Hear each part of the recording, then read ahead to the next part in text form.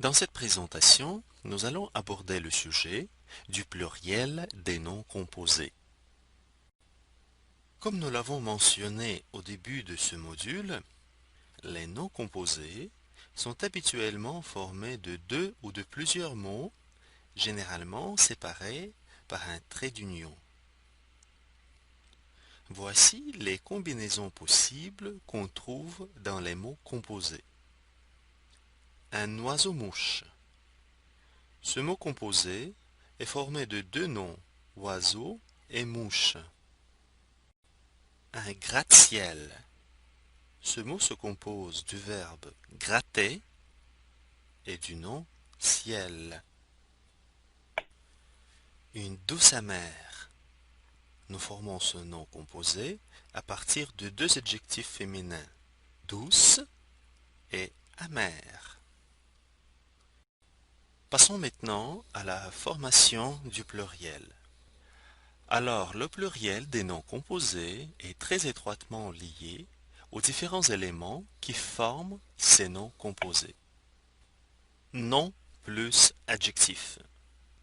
Les deux éléments prennent la marque du pluriel.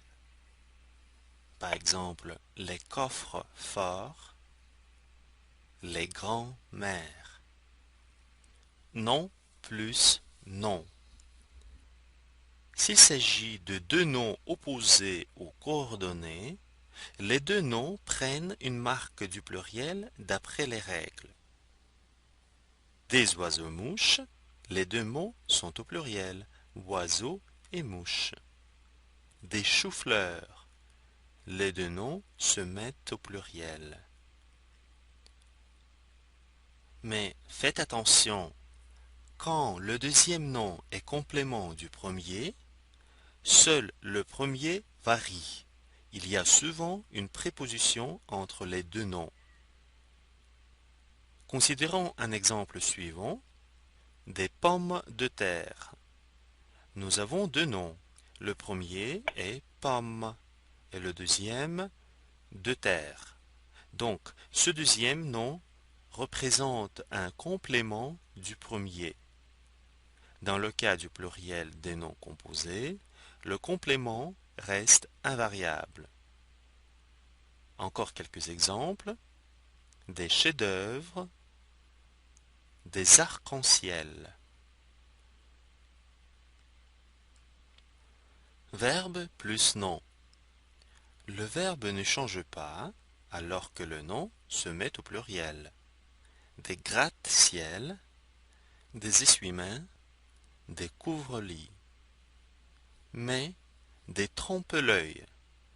Pas de pluriel si le nom est accompagné d'un article comme l'œil où nous observons l'article défini.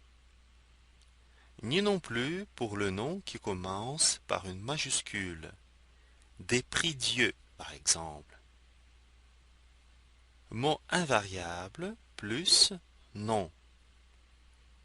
Dans ce contexte, les mots invariables comprennent les adverbes et les prépositions. Seul le nom prend la marque du pluriel. Des arrière-abris. Arrière est une préposition, donc elle reste invariable. Nous ajoutons un S au nom abri. Des haut-parleurs. Il s'agit des appareils qui parlent haut. Haut est un adverbe et il reste invariable. Et finalement, dernière combinaison, c'est verbe plus verbe. Dans ce cas-là, tout reste invariable. Des laissez-passer, des ouï-dire, etc.